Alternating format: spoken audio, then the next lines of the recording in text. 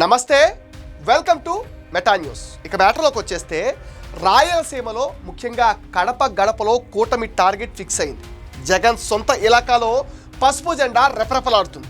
ఎక్కడ చూసినా పచ్చ తోరణాలు, ఫ్లెక్సీలే దర్శనమిస్తున్నాయి. ఈ పరిణామాలు వైసీపీకి మింగుడు పడిన విధంగా మారింది. తెలుగు తమ్ముళ్ళు ఇచ్చే రీసౌండ్కు వైసీపీలో సౌండ్ లేకుండా పోయింది. తెలుగుదేశం పార్టీ 4.5 దశాబ్దాల సుదీర్ఘమైన చరిత్రలో కడప జిల్లాలో ఎప్పుడూ కూడా మహానాడు నిర్వహించలేదు. తొలిసారి కడప గడపలో మహానాడు నిర్వహిస్తున్నారు. గత 2 దశాబ్దాల చరిత్ర పరిశీలిస్తే 2004, 2009, 2014లో కడప జిల్లాలో 10 స్థానాలకు గాను తెలుగుదేశం గెలిచింది 1 సీటు మాత్రమే. ఈ 3 ఎన్నికల్లోనూ ఒక్కోసారి ఒక్కో చోట తెలుగుదేశం గెలిచేది. ఒకసారి కమలాపురం, మరొకసారి రాజంపేట, మరోసారి ప్రొద్దుటూరులో మాత్రమే టీడీపీ గెలిచింది. 2019లో 1 సీటు కూడా గెలవలేకపోయింది.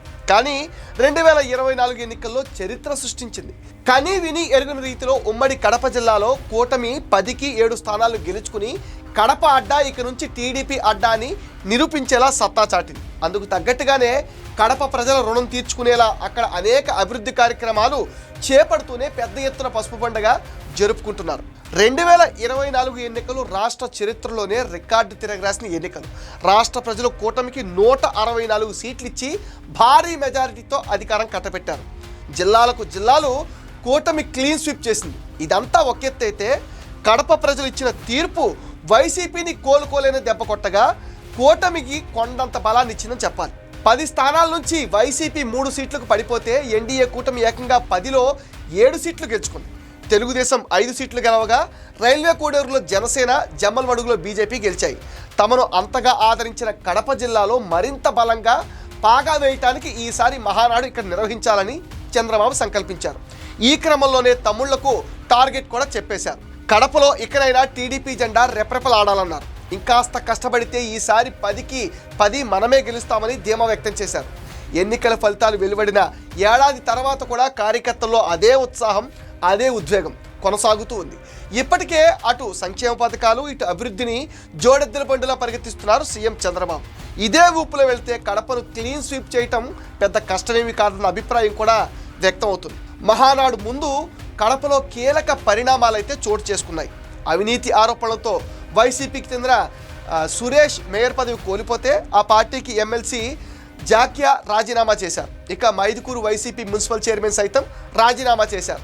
మహానాడు వేదికగా వైసీపీకి మరిన్ని షాకులు కూడా తగులుతున్నాయి. మరోవైపు 3 రోజుల పండుగకు ముందు సీఎం చంద్రబాబు జగన్కు పెద్ద జలక్ ఇచ్చారు. వైఎస్ రాజశేఖర రెడ్డి మరణం తర్వాత కడప జిల్లాకు వైఎస్ఆర్ కడప జిల్లాగా నామకరణం చేశారు. అయితే జగన్ అధికారంలోకి వచ్చాక కడప పేరు తొలగించి వైఎస్ఆర్ జిల్లాగా మార్చారు. ఈ నిర్ణయాన్ని పలువురు వ్యతిరేకించారు. అయినప్పటికీ నాటి వైసీపీ ప్రభుత్వం వైఎస్ఆర్ జిల్లాగానే ఉంచింది. అయితే ఇటీవల పలువురు నేతలు జిల్లా పేరు మార్చాలని సీఎం చంద్రబాబు నాయుడు కోరారు. అదే సమయంలో ఎన్నికల్లో ఇచ్చిన హామీ మేరకు కూటమి ప్రభుత్వం పేరు మార్చింది. వైఎస్ఆర్ కడప జిల్లాగా పేరు మారుస్తూ నిర్ణయం తీసుకుంది. మహానాడుకు ముందు ప్రభుత్వం ఈ ఉత్తర్వులు జారీ చేయటం సంచలనంగా మారింది. దేవుని గడపలో కడప పేరు తొలగించడం పట్ల జిల్లా ప్రజలు ఆవేదనకు గురయ్యారు.